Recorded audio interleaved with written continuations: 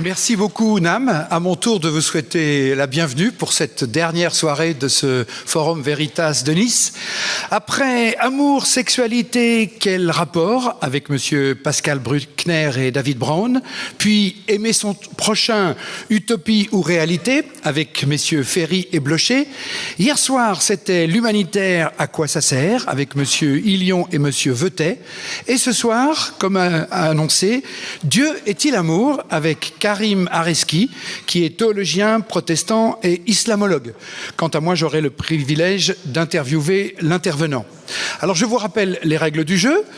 Dans quelques petites minutes, Karim Areski va disposer d'une bonne vingtaine de minutes. Ce soir, on va pouvoir être un petit peu moins exigeant sur le timing puisqu'il n'y a qu'un intervenant. Ensuite, je réaliserai une interview de monsieur Areski pour, encore une fois, une bonne vingtaine de minutes. Et ensuite, ce sera à votre tour et vous pourrez poser vos questions. Vous pourrez vous poser vos questions à condition que ce soit de vraies questions et si possible pas des commentaires et de préférence des questions en rapport avec le thème de ce soir. Parce que comme vous allez le voir, avec la présence d'un islamologue, on aurait la possibilité de partir dans toutes les directions et ce soir notre thème c'est « Dieu est-il amour ?» Karim Areski, bonsoir. Bonsoir. Merci d'avoir accepté l'invitation du GBU et de Forum Veritas pour participer à cette soirée.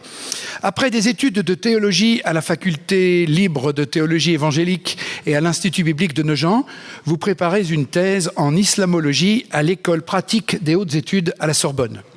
Parallèlement, vous exercez un ministère pastoral à l'église protestante évangélique du Tabernacle à Paris depuis 4 ans.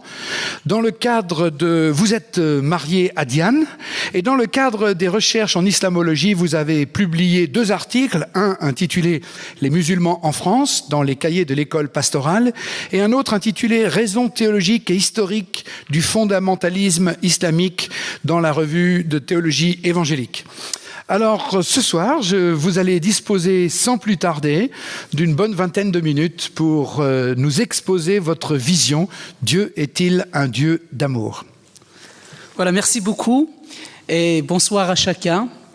Tout au long de ce forum et les questions d'amour sous des angles différents comme ça vient d'être rappelé, avec des débats contradictoires. Et ce soir, nous allons discuter ensemble de l'amour au sujet de Dieu. Dieu est-il amour?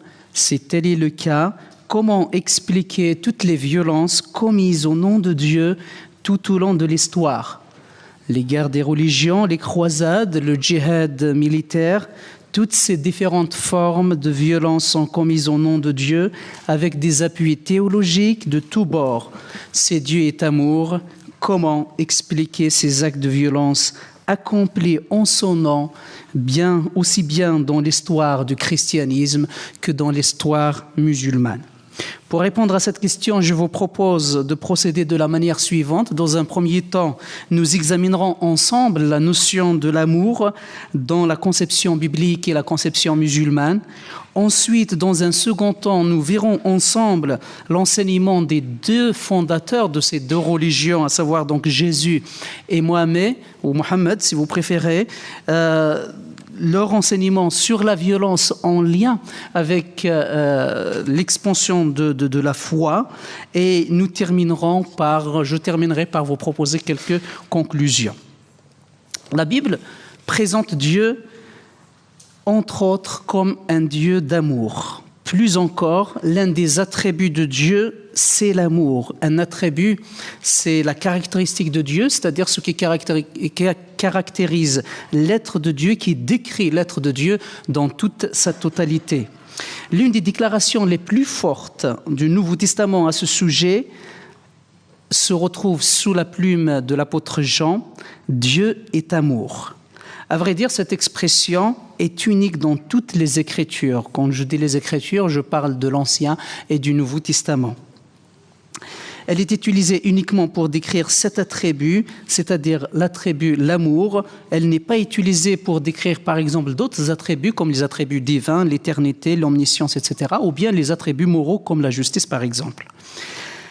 J'aimerais relever 3 verbes dans l'Ancien Testament qui décrivent l'amour de Dieu. Le premier verbe employé dans l'Ancien Testament pour évoquer l'amour de Dieu est le verbe « ahav ».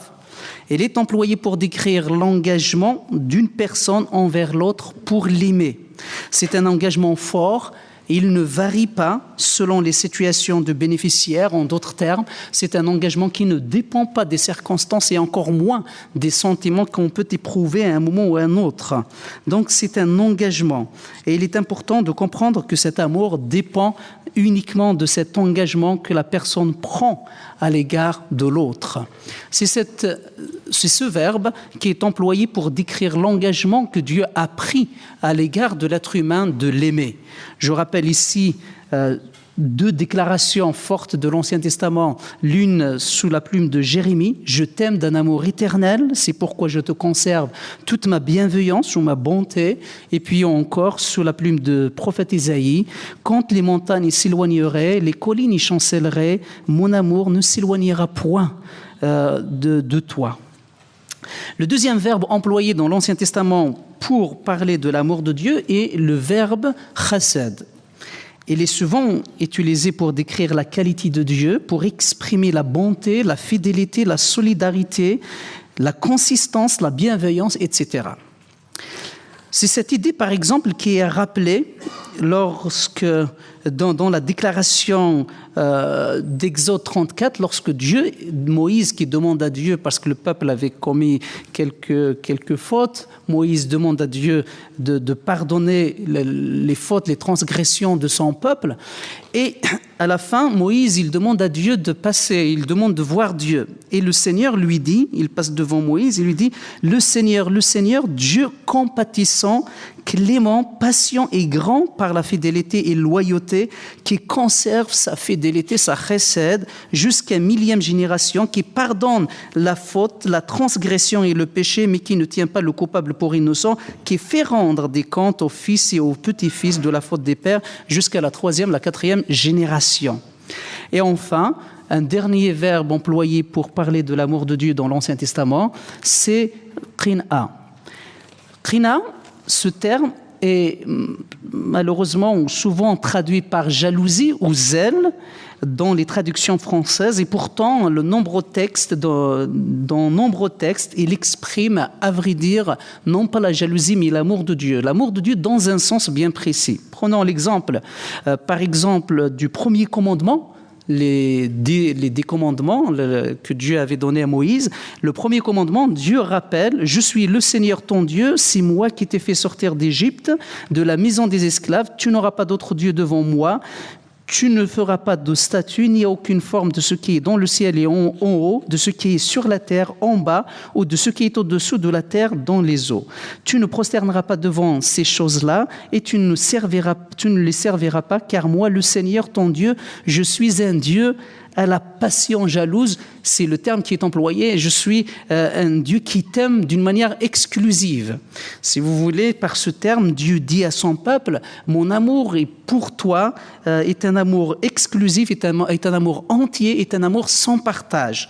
On peut faire la comparaison ici avec l'amour d'un homme, enfin des conjoints, d'un homme ou d'une femme vis-à-vis de son conjoint, c'est-à-dire c'est un amour qui a le caractère exclusif qui est souligné ici, c'est un amour total.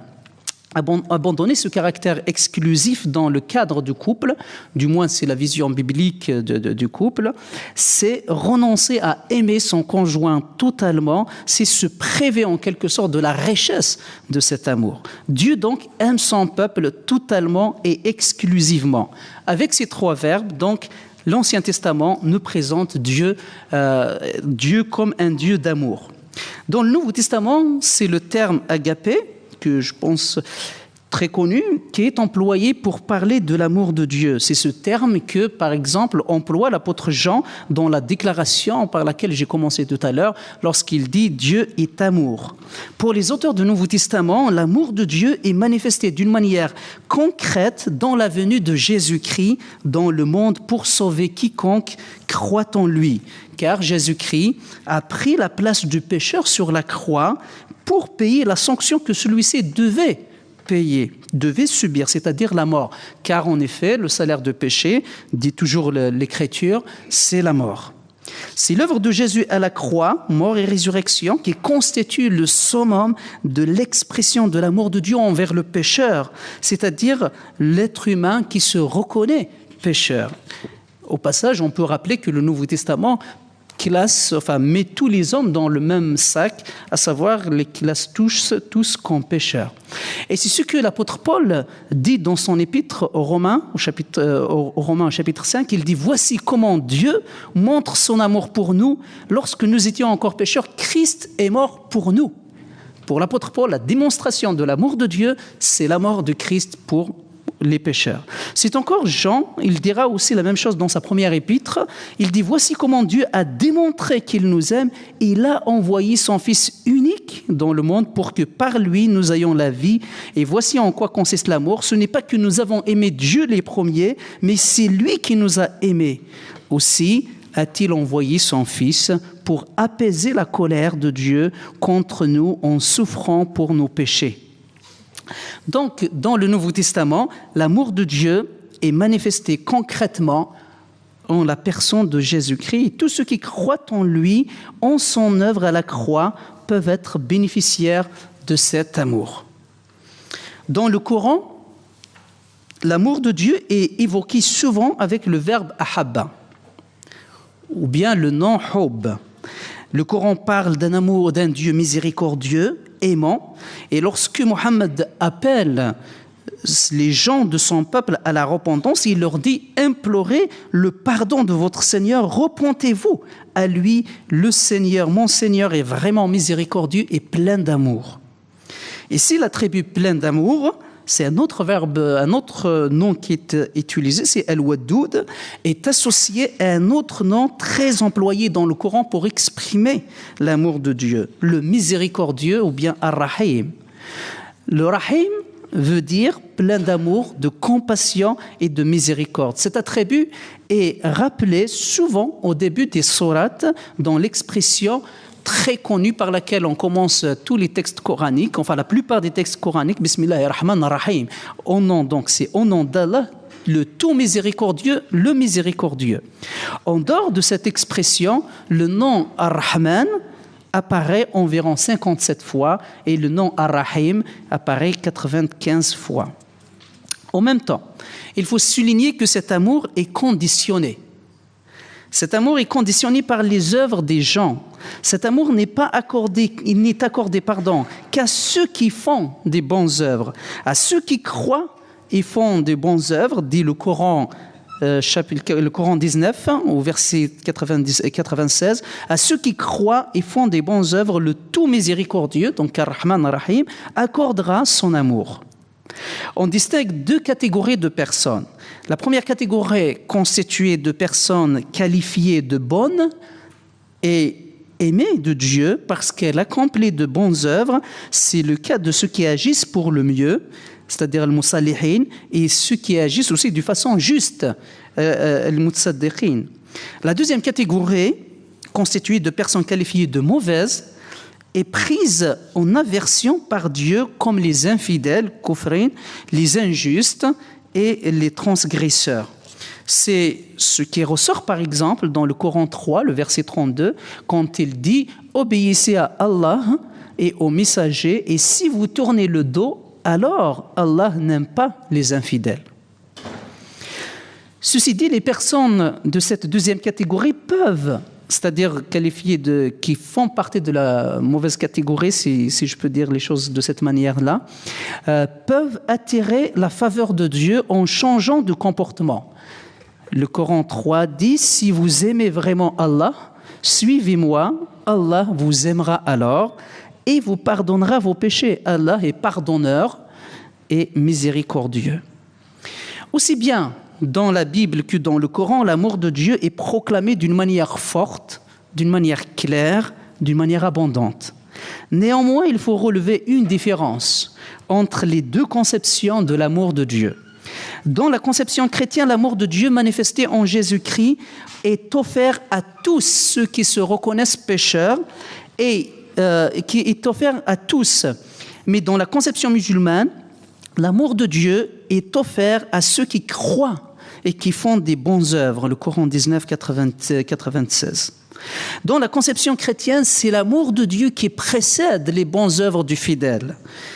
Dans la conception musulmane, ce sont les bonnes œuvres du fidèle qui précèdent l'amour de Dieu, puisque ce sont les bonnes œuvres du fidèle qui attirent même l'amour de Dieu. Puisque Dieu est amour, aussi bien dans la Bible que dans le Coran, comment expliquer les actes de violence commis aussi bien par les chrétiens que par les musulmans dans l'histoire de l'humanité?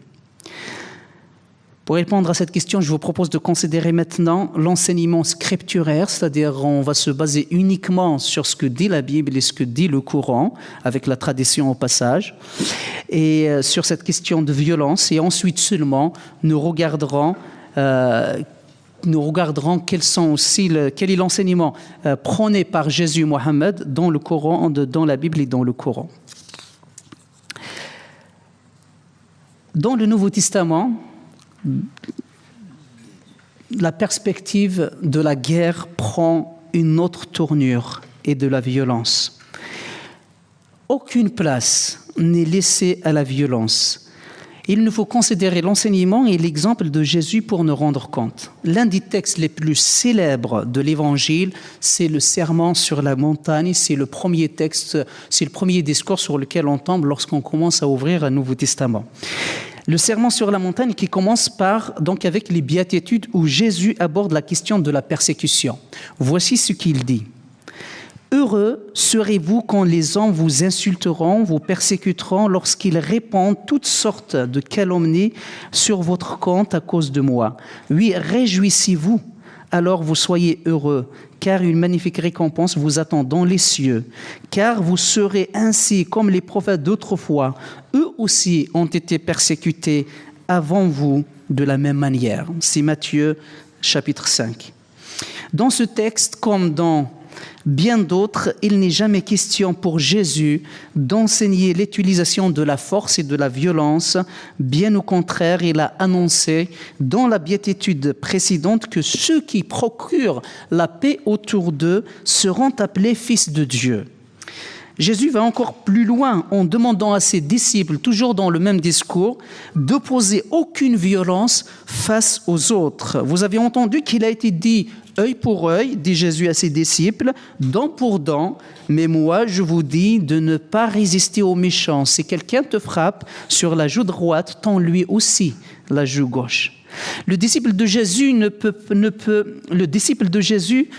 rester dans la logique de l'ancienne alliance, mais il doit tenir compte de la radicalité, de la nouveauté, de la nouvelle alliance apportée, conclue par Jésus-Christ. Cette nouveauté n'est pas comprise visiblement par Pierre, qui a sorti son épée pour défendre Jésus face aux soldats qui sont venus arrêter Jésus-Christ. Jésus lui dit « Remets ton épée à sa place, car tous ceux qui se serviront de l'épée mourront par l'épée. » Matthieu, chapitre 26, verset 52. Jésus n'a pas seulement enseigné de ne pas employer la violence, mais il est le premier à mettre en pratique son enseignement. Face à la cruauté des soldats romains et des religieux de son époque, il n'a pas riposté. Marc décrit bien cette scène d'humiliation et d'agonie que Jésus a connue, a vécue avant et pendant la crucifixion. Donc, ni l'enseignement, ni l'exemple de Jésus ne permettent aux chrétiens de recourir à la force pour propager la foi chrétienne. Aucune violence n'est tolérée pour accomplir la mission que Jésus a laissée à ses disciples. Dans le Coran, le concept en lien avec la violence qui doit être examiné ici et en lien avec l'annonce de la foi musulmane, c'est le concept de djihad. Le djihad, étymologiquement, signifie effort tendu vers un but déterminé. La question qui se pose dans ce débat, c'est le contenu de ce but déterminé, de cet objectif à atteindre. Pour certains théologiens musulmans, comme le docteur Mouzammil, par exemple, le Siddiq, le djihad désigne avant tout une lutte pour accomplir le bien et éradiquer l'injustice, l'oppression, le mal dans son ensemble, dans l'ensemble de la société. Cette lutte doit être bien spirituelle que sociale, économique et politique. Pour d'autres théologiens, le djihad consiste dans l'action armée en vue de l'expansion de l'islam et éventuellement de sa défense. Ces deux interprétations majeures sont en concurrence et transcendent toutes les sectes de l'islam, dépassant les clans classiques, à savoir d'un côté sunnite et de l'autre chiite. La première interprétation, c'est-à-dire la thèse classique, défendue aussi bien par des sunnites que par des chiites, et la deuxième interprétation, dite interprétation fondamentaliste, existe aussi bien chez les sunnites comme par exemple Al-Qaïda et chez les chiites aussi comme Hezbollah par exemple. Dans la théologie classique, toujours musulmane, on distingue trois formes de djihad. D'abord, le premier djihad est un djihad majeur. Il consiste à lutter intérieurement contre ces passions charnelles qui peuvent détourner de Dieu. C'est un djihad qui pousse à faire des efforts sur soi-même en vue d'un perfectionnement moral et religieux. Il s'exerce au niveau personnel. C'est pour cela que les chiites, par exemple, le qualifient de djihad des âmes, nafsi, djihad nafsi. Le deuxième djihad, proclamé dans la théologie classique, c'est un djihad moyen. Celui-ci consiste à lutter socialement pour permettre de mieux nourrir ses enfants et assurer une situation familiale meilleure. C'est donc un djihad qui se vit au niveau social. Enfin, arrive le troisième djihad, le dernier, appelé le djihad mineur, qui consiste à recourir aux armes pour soit un djihad défensif ou bien offensif pour l'expansion de la foi musulmane. Défensif, c'est-à-dire pour défendre lorsque les musulmans sont touchés, ou offensif, c'est pour répandre la foi musulmane dans le monde. Dans la théologie fondamentaliste, le djihad, qui consiste à lutter pour soumettre le monde à l'islam, est la thèse la plus clairement enseignée dans le Coran. Cette définition découle de l'universalisme de l'islam. Celui-ci doit se répandre dans le monde entier et par conséquent tous les humains sont appelés à la conversion. Pour les partisans de cette thèse, il ne peut y avoir une autre lecture de certains textes coraniques qu'une lecture de djihad comme un appel à l'action armée vu l'expansion de la foi musulmane. Deux catégories d'arguments sont avancés pour justifier cette thèse. Deux arguments théologiques sont avancés pour soutenir cette thèse. D'abord, c'est l'assurance de salut. Seule la mort au djihad, dans le djihad, assure l'entrée au paradis. En effet, selon le Coran, l'application rigoureuse des 5 piliers de la foi musulmane n'assure aucunement une place au paradis. Mais la seule manière d'assurer son entrée au paradis, c'est de mourir dans le djihad. Il y a plusieurs textes qui appuient cette conception. Le deuxième principe évoqué ici sur le plan théologique par les fondamentalistes pour justifier cette conception de djihad, c'est le principe de Nasr qui affirme que les dernières révélations annulent et remplacent les premières révélations. Pour eux, tous les 114 sourates ou versets coraniques qui appellent à l'amour, à la tolérance, au pardon, sont abrogés, c'est-à-dire annulés et remplacés par des textes qui appellent au djihad et à la guerre sainte, notamment le sourate 9, le verset 5, qui serait l'un des derniers textes révélés à Mohammed. L'enseignement de combattre les infidèles jusqu'à ce qu'ils se soumettent aussi est souligné et peut être rentré dans cette conception.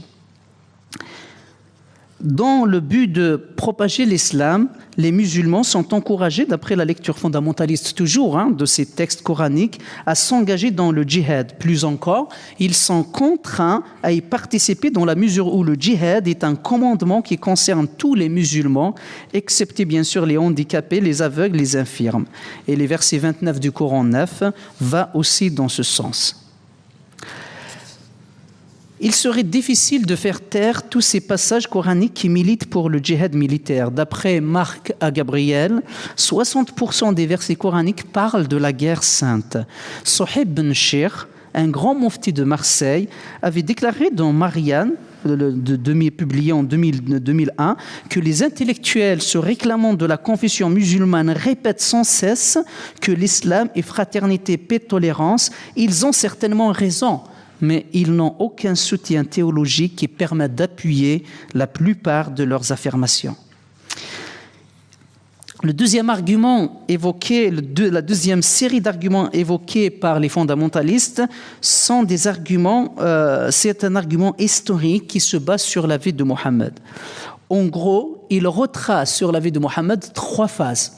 La première phase qui est une phase de constitution, c'est la phase mécoise, c'est la phase des débuts, c'est la phase où il a constitué, et là c'est une phase de faiblesse. La deuxième phase, c'est à partir de l'Hijr, c'est 122, lorsqu'il est parti à l'Hijr, à Médine, c'est là où il a pris le temps de constituer une armée, donc d'avoir une force aussi bien politique que militaire. Et la troisième phase, c'est lors de son retour à la Mecque pour la deuxième fois pour conquérir la Mecque, et là il était en phase de force. Et du coup les fondamentalistes disent on peut se servir de cet exemple-là comme une stratégie aussi pour répondre, pour notre conception, pour justifier notre conception du djihad.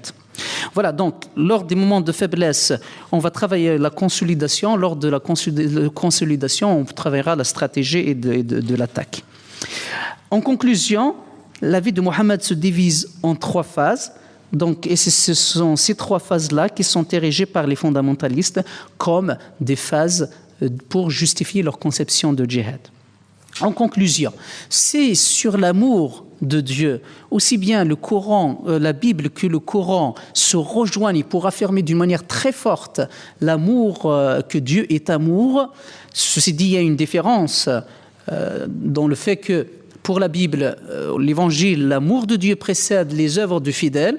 Dans le Coran, ce sont les œuvres du fidèle qui précèdent l'amour de Dieu. Néanmoins, au sujet de répandre la foi, sur la deuxième question, répandre la foi en se servant de la violence et de la force, il y a là une grande différence. Dans la conception, dans l'enseignement de Jésus, aussi bien dans son enseignement que dans son exemple, il n'a donné aucune raison, vraiment aucune raison à un disciple qui veut suivre son exemple et son enseignement de faire appel aux armes ou à la force pour répandre la foi. Par contre, dans la conception musulmane, si on considère la conception classique, il y a là le djihad qualifié de mineur, mais quand même, il y a l'idée de pouvoir utiliser les armes pour répandre la foi. Et si, bien sûr, on opte pour la lecture fondamentaliste de djihad, là, ça va beaucoup plus loin, comme je viens de le montrer. Je vous remercie pour votre attention. Voilà. Monsieur Areski, vous venez de brosser un tableau différencié de la conception de l'amour selon le Coran et selon la Bible. Pourtant, il me semble assez évident, et je pense que beaucoup ici pensent comme moi, que les disciples du Christ n'ont pas fait la preuve pendant les siècles qu'ils ont respecté l'enseignement de leur leader. Il suffit de penser aux croisades, par exemple. Alors, comment vous expliquez ce phénomène ? Tout à fait. Lorsque j'avais posé ma problématique, j'avais évoqué la question des croisades et de la guerre des religions. En fait, aussi bien les croisades que la guerre des religions ne se sont faites vraiment pour répandre la foi. C'était plus pour des raisons politiques. Il y avait aussi des raisons religieuses de la croyance populaire, mais c'était vraiment loin pour répandre la foi chrétienne.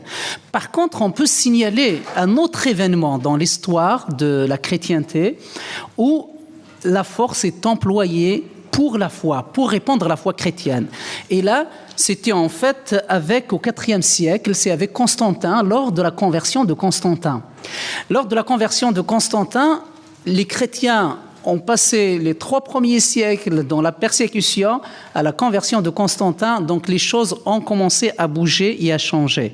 D'abord, Constantin, donc, qui se convertit, ils ont fait passer des lois favorisant beaucoup le christianisme et réduisant le culte des païens, et c'est par la suite, avec ses successeurs, c'est avec Théodose, l'empereur Théodose, donc, qui a proclamé le catholicisme comme religion d'État en 380. Et c'est à partir de ce moment-là que tout culte païen est strictement interdit et toutes les fêtes païennes cessent d'être célébrées. Et ceux qui ne veulent pas devenir chrétiens, ils n'avaient pas en fait le choix, soit l'épée, soit devenir chrétiens. Donc c'est le seul lieu dans l'histoire où, soi-disant, des chrétiens se sont servis de la force pour répandre la foi. Maintenant, avec le recul, je pense qu'il faudrait faire deux remarques. La première remarque, il faudrait le dire très clairement, les empereurs qui ont adopté la foi chrétienne, lorsqu'ils ont imposé la foi chrétienne, ce n'était pas simplement pour voir les gens sauvés ou bien pour le bien des gens. Il y avait aussi le souci d'avoir la paix sociale, d'avoir la cohésion sociale.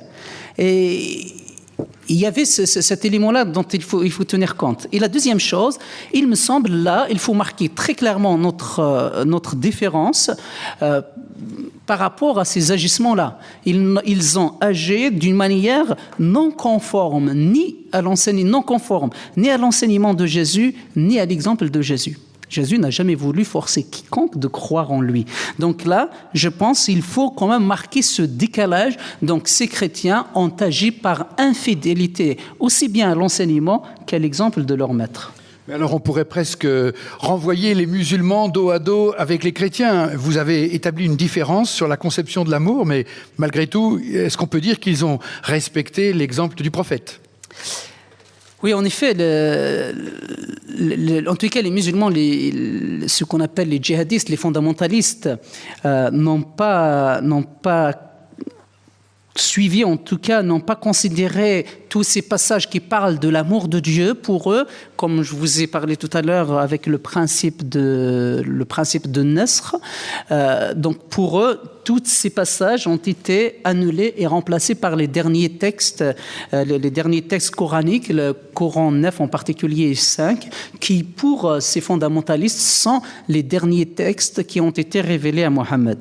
Et donc c'est sur cette base-là que, par exemple, les mouvements djihadistes modernes s'appuient sur ce djihad, et c'est sur ce mode-là qu'ils ont développé toute la conception de djihad. On va prendre l'exemple de l'Afghanistan.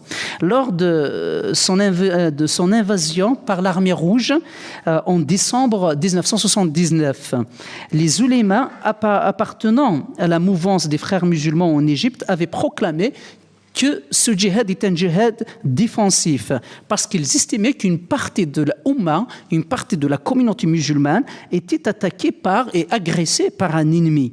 Et du coup, il faut se battre. Et c'est ce qui s'est passé. En 1989, l'armée rouge donc était contrainte de rentrer chez elle, et tous les moudjahidines, littéralement, donc les combattants pour le djihad, ne retournèrent pas dans leur pays respectif pour poursuivre leur vie, mais ils ont formé une armée professionnelle des djihadistes. Et en 1990, un demi-million de soldats américains arrivent sur le sol tenu pour sacré de la péninsule arabique suite à l'appel de roi Fahd pour contrer l'attaque de Saddam Hussein qui venait de conquérir le Koweït. Bien que les ulémas proches du roi Fahd aient donné des justifications théologiques, certaines tendances islamistes ont considérait la présence américaine sur le sol musulman comme celle de l'armée rouge, 10 ans auparavant. Mais cette lecture n'était pas approuvée par tous les oulémas. Et du coup, il y avait vraiment une une grande contradiction. Il y avait certains ulémas qui soutenaient cette thèse, qui soutenaient donc le fait que le Koweït a été attaqué et du coup la présence américaine était la bienvenue. Elle défend, elle aide la communauté musulmane, mais vous avez d'autres ulémas qui étaient du point de vue des djihadistes. Et c'est le même problème qui s'est posé par exemple en Afrique du Nord, en Algérie avec le GIA, le groupe islamique armé. Donc vous avez certains ulémas qui les ont appuyés, mais d'autres disent non, c'est pas possible parce qu'on peut pas considérer cela comme une guerre sainte parce qu'ils s'entretuent entre eux. Et donc, à défaut des ulémas pour justifier cette nouvelle forme de djihad, c'est Oussama Ben Laden qui incarne et justifie cette nouvelle forme de djihad, bien qu'il n'ait pas le titre d'uléma. Donc, sont les compétences de docteur de la loi islamique pour justifier une telle forme de djihad.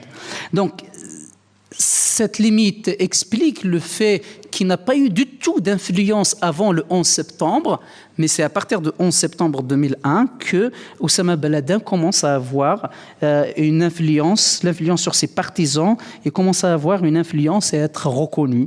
Et c'est suite à cela donc qu'on voit naître une nouvelle forme de djihad. Mais voilà, c'était les djihadistes dont le but, entre autres, d'islamisation, pour un peu parler de l'équivalent d'évangélisation, d'islamisation du monde, donc de répandre la foi musulmane dans le monde. Merci. Alors, vous avez fait un comparatif de la notion d'amour entre le Coran et la Bible. Vous avez abondamment développé les raisons et la violence et justement qui s'opposent à ces notions d'amour. Mais revenons à notre thème, Dieu est-il amour? Est-ce que le musulman et le chrétien pratiquant ont une compréhension, une vision, une perception personnelle du Dieu d'amour? Est-ce qu'ils entendent ça? Comment est-ce que chacun l'entend? C'est vraiment très différent. Il me semble, si on parle d'une manière très objective, pour le chrétien, l'amour de Dieu, il vit l'amour de Dieu d'abord dans une relation avec son Dieu.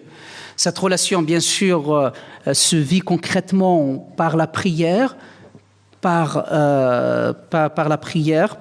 la lecture de la parole de Dieu, de la Bible.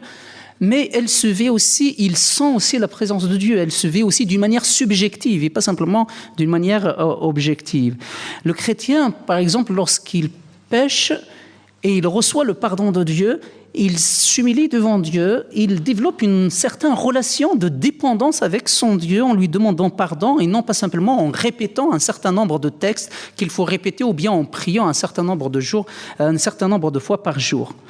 Et tous ces relèvements, les renouvellements que le chrétien vit, il le vit comme dans le cadre d'une relation et comme une relation aussi, pas seulement, mais aussi subjective avec son Dieu, une relation personnelle. C'est pour cela que dans la foi chrétienne, l'Évangile insiste beaucoup que la conversion est une affaire personnelle. Personne ne peut prendre la décision à la place d'un autre. Un père ne peut pas prendre la décision pour son fils, ni un fils pour son père, etc.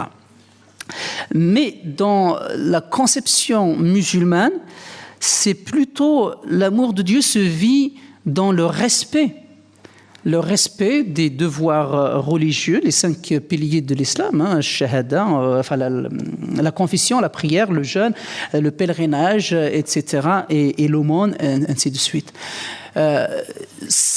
Dans la conception musulmane, ça se vit d'abord dans un cadre de pratique à accomplir. Le côté subjectif, je dirais, c'est laissé un peu de côté. En tout cas, le côté relationnel au quotidien n'est pas si apparent, n'est pas autant apparent que dans la conception dans la vie de chrétien. Alors j'ai une question complémentaire. Dans cette relation entre le croyant musulman ou chrétien avec un Dieu supposé d'amour, comment est-ce que le musulman voit le paradis, l'au-delà, et comment est-ce qu'un chrétien voit l'espérance ? Tout à fait. Toujours par rapport à l'amour de Dieu. En tout cas, aussi bien, s'il y a un point sur lequel ils sont tous les deux d'accord aussi, c'est le jugement. Donc l'amour de Dieu n'exclut pas le jugement. Donc pour passer au paradis ou pour passer à la vie éternelle, pour reprendre les termes des chrétiens et des musulmans, il faut passer par le jugement. Tout le monde passera à la caisse. Et pour donc la notion, l'amour de Dieu n'exclut pas le jugement. Maintenant, pour le chrétien, lors du jugement, il sait que l'amour de Dieu ce jour-là, son salut sera confirmé parce que Dieu l'a aimé et le plus grand acte d'amour que Dieu a posé à son égard, c'est la mort à la croix, la mort de Jésus à la croix, c'est ça qui le sauve et le jour du jugement, ça confirmera son salut. Ceci dit, les chrétiens seront aussi jugés pour leurs œuvres. Ils ne seront pas sauvés par leurs œuvres, ils sont sauvés par l'œuvre de Jésus. Et ça, c'est la plus grande preuve d'amour. Mais pour leurs œuvres, ils seront jugés. Et ils vont devoir rendre des comptes. Et c'est dans 1 Corinthiens 3. Dans la conception musulmane, l'amour de Dieu sera là, le jugement sera là. D'abord, dans le jugement, ce sont les œuvres. Ça dépendra des œuvres de chacun. La scène de jugement est dépeinte de plusieurs manières dans le Coran. Je vous livre quelques-unes. Par exemple, il dit que lors du jugement, il y aura un ange qui vous donnera votre livre où vous avez accompli les œuvres, les bonnes et les mauvaises. S'il vous le donne pour votre main droite, donc vous pouvez vous réjouir, vous irez au paradis, mais si c'est pour la main gauche, donc vous pouvez vous dire que vous êtes bon pour l'enfer. Ce sont les œuvres de chacun, et donc il y a la question de peser le pour et le contre. Si les bonnes œuvres l'emportent sur les mauvaises, vous serez sauvés. Si les mauvaises l'emportent sur les bonnes, vous ne serez pas sauvés. Ceci dit, pour parler toujours sous l'angle de l'amour, le Coran dit aussi que le jour du jugement, il y aura l'intercession. Au début, on parlait de l'intercession de Dieu qui sera en faveur de ceux qui seraient condamnés éventuellement, mais on parle aussi très rapidement, on retrouve dans les traditions, les hadiths, de l'intercession de Mohammed aussi envers ceux qui seraient très proches, pour qui ne manquerait pas grand-chose. Alors, toujours avec l'idée « Dieu est-il un Dieu d'amour ?» Est-ce que dans le Coran, Dieu aime tous les hommes? Est-ce que dans la Bible, Dieu aime tous les hommes? En effet, l'amour de Dieu pour tous les hommes, c'est ce qu'on appelle l'universalisme. Dans la Bible, il est dit, toutes les premières pages de la Bible parlent de la création de l'être humain en image de Dieu. Et l'une des plus belles preuves d'amour que Dieu ait manifestées envers sa créature, en tout cas l'être humain, c'est de le créer en son image, d'après la conception biblique. Le fait de créer l'être humain en son image montre bien que Dieu aime tous les hommes. Et ce qui est frappant, ça c'est dans Genèse 3, ça c'est dans Genèse 1 et 2, la création de l'homme, et après dans Genèse 3, il y avait la chute, c'est-à-dire il y a le péché qui est entré dans la vie de l'être humain, et du coup l'être humain s'est rebellé contre Dieu, il est séparé de Dieu, mais dans Genèse 5, on pouvait s'attendre, par exemple, que l'homme, puisqu'il a péché, il n'est plus en image de Dieu. Mais en Genèse 5, on retrouve la même expression que bien que l'homme ait commis du péché, soit séparé de Dieu, est toujours pris pour l'homme en image de Dieu. Donc, sur cette base-là, qu'on soit chrétien ou pas, qu'on accepte son message ou pas, tous les êtres humains bénéficient de cet amour universel de Dieu. Jésus d'ailleurs a utilisé une image, une belle image. Il dit « Dieu fait lever son soleil sur les bons comme sur les méchants ». Une manière de souligner la bonté de Dieu à l'égard de tous les êtres humains. Dans la conception, dans le Coran, il est question bien sûr de la création de l'être humain, que l'être humain, l'homme, est créé par Dieu, mais la notion d'image en image de Dieu ne se retrouve pas. De dire que l'homme est créé en image de Dieu ne se retrouve pas dans le texte coranique, mais il y a l'insistance sur le fait que l'homme est créé par Dieu. Peut-être on pourrait supposer que le fait que tous les hommes soient créés par Dieu, et comme c'est belle créature que Dieu a faite. Donc on pourrait voir par là aussi une certaine expression d'amour de Dieu, même si elle n'est pas appuyée, autant appuyée dans le texte de Genèse 1 et 2. Merci beaucoup. Toute la soirée, Monsieur Areski, vous avez établi une comparaison entre l'image qu'on peut avoir de Dieu, d'un Dieu d'amour, entre le Coran et la Bible. Or, pour un certain nombre de musulmans, la Bible est falsifiée. Si c'est le cas, votre démonstration s'effondre. Oui, tout à fait. Mais je suis parti sur l'idée que j'essaie de traiter les textes comme ils sont, la Bible d'un côté et le Coran d'un autre côté, mais pas pour vous convaincre de bien fonder d'une vision par rapport à l'autre. Je vous laisse le soin de tirer vous-même vos propres conclusions. Maintenant, c'est vrai, il y a un reproche qui est toujours fait par les musulmans aux chrétiens en disant que la Bible a été falsifiée. Est-ce que la Bible est falsifiée? En fait, ce reproche a été fait aux chrétiens à cause d'un seul passage dans le Coran. C'est le Coran 61, le verset 6. Je vais essayer de vous le lire en français. Donc, ça serait sympa aussi. Non, il n'y a pas beaucoup de monde qui comprendrait, autrement je le ferai. Souviens-toi également de Jésus, fils de Marie, qui disait « Ô fils d'Israël, je suis le messager de Dieu envoyé vers vous. Je viens confirmer le Pentateuque qui m'a précédé et vous annoncer la venue après moi d'un prophète de nom d'Ahmed. Mais quand celui-ci est venu, leur en apporté les preuves, ils se sont écriés « c'est de la magie manifeste ». En d'autres termes, ce texte annonce clairement et objectivement la venue, comme si on avait dit à Jésus, il y avait une révélation, parce que c'est un texte qui rapporte la révélation qui aurait été donnée à Jésus. Et cette révélation qui aurait été donnée à Jésus disait à Jésus, voilà, il viendra un autre prophète qu'on appellera Ahmed. Donc vous voyez la racine Ahmadin avec Mohammed par la suite. Ils disent, mais vous, quand on regarde la Bible, vous n'avez plus ce passage. Et donc les musulmans disent, du coup, vous avez falsifié la Bible. Et lorsque on demande aux théologiens musulmans quels seraient ces passages, quels sont ces passages qui seraient falsifiés, qui feraient allusion à la venue de Mohammed, annoncée par Jésus, ils nous répondent par deux passages, un chez le prophète Isaïe, l'autre dans l'évangile de Jean, par la parole de Jésus. Pour le prophète Isaïe, c'est Isaïe 42, où il est question du chant du serviteur. Et dans Isaïe 42, dans toute Isaïe de 42 jusqu'à 60, on retrouve 4 chants de serviteurs qui sont bien construits, même sur le plan littéraire, et tous ces chants du serviteur parlent d'un sauveur qui viendrait. Et le dernier chant du serviteur, c'est Isaïe 53. Lorsqu'il est dit très clairement, il parle de la venue d'un sauveur qui mourrait pour les péchés des autres, comme un moto, comme on emmène un moto dans un bateau. Merci. Et là,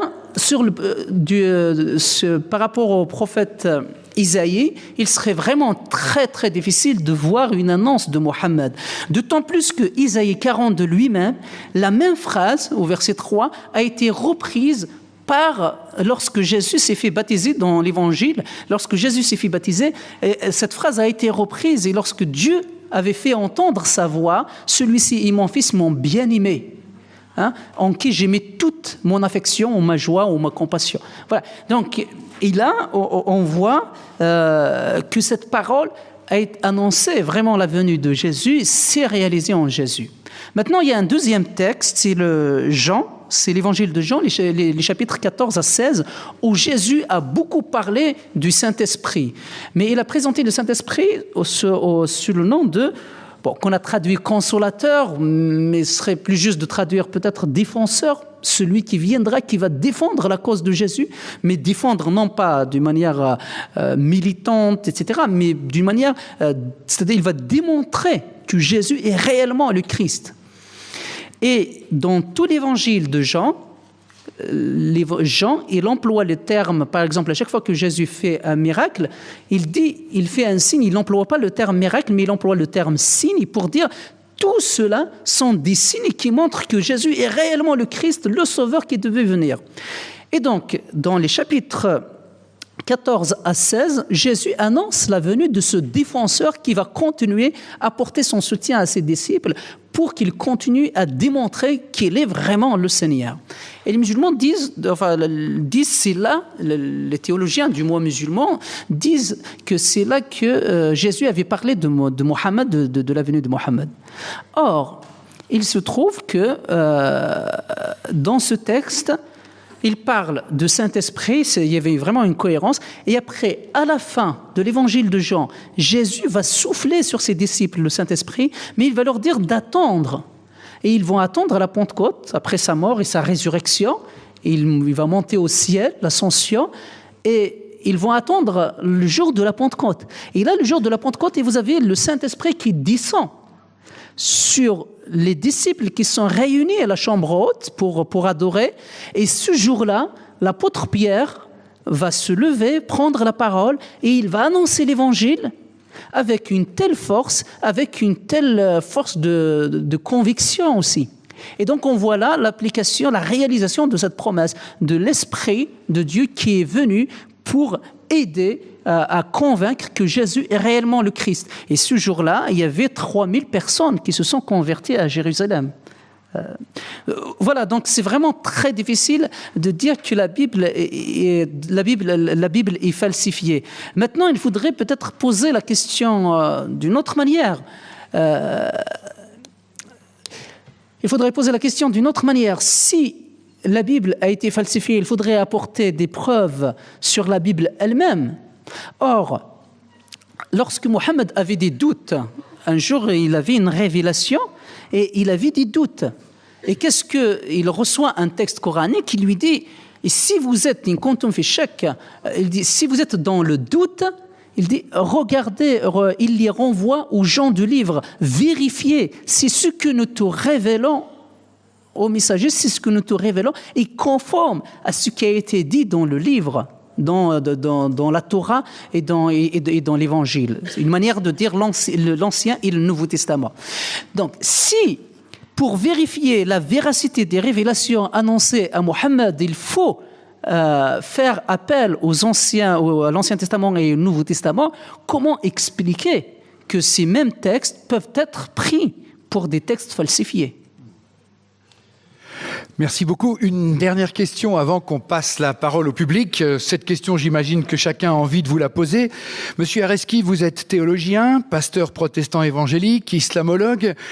Vous avez un parcours atypique. Est-ce que vous avez changé de religion ? Voilà une bonne question. Est-ce que j'ai changé de religion ? En fait, j'ai toujours fait une distinction, mais d'une manière très subjective, parce qu'objectivement, elle n'y est pas, cette distinction que je vais vous livrer maintenant. La religion, j'ai toujours dit que peut-être avant, on était dans une religion, j'étais dans une religion, mais maintenant, j'ai une relation, je vous parlais tout à l'heure d'une relation personnelle avec Dieu. Maintenant, c'est une relation personnelle que je vis avec Dieu. Et c'est vrai, Dieu... J'ai grandi dans une famille musulmane, j'ai moi-même pratiqué l'islam après le Coran. J'étais moi-même musulman, donc. Et si je regarde en arrière, lors de cette période, c'est vrai, j'avais une notion de la sainteté de Dieu très aiguë, de la crainte de Dieu, voire par moments de la peur de Dieu. J'avais mes devoirs, je veillais à accomplir mes devoirs religieux, mais je n'avais pas une relation personnelle avec Dieu. Je ne pouvais pas parler d'une relation personnelle. Or, depuis ma conversion à Christ, j'ai une relation personnelle avec Dieu, sans aucune prétention, rassurez-vous. C'est une relation offerte à tous ceux qui se tournent vers lui, mais j'ai une relation personnelle et au contraire, quand je lui demande pardon pour certaines de mes erreurs, hélas, il m'arrive encore d'en faire, Et je sens que oui, voilà, je reçois son pardon, je vis une relation. Lorsque je le prie, je ne recite pas simplement des textes appris, y compris des textes bibliques qui sont très bien faits d'ailleurs, comme le Notre Père par exemple. Je ne fais pas que réciter ces textes-là, mais je prends aussi la liberté de lui dire j'ai un tel projet, j'ai un tel projet, j'ai un tel voyage, et lui confier ma vie. Et donc de cette manière, je fais la distinction, je vis une relation avec quelqu'un comme ce que je pourrais avoir avec un être humain, sauf que là, c'est avec Dieu. Je réalise pleinement que Dieu n'est pas un pote, et encore moins, donc Dieu reste Dieu saint, reste Dieu juste, et voilà, c'est cette relation-là aussi que j'essaye de vivre au quotidien. Voilà ce qui pourrait faire la différence entre, je dirais, ça c'est un témoignage personnel, là je n'engage pas dans ce que je dis tous les chrétiens et tous les musulmans, hein, là donc je parle sur mon témoignage personnel. Voilà la différence que je ferais de mes deux parcours spirituels. Merci beaucoup.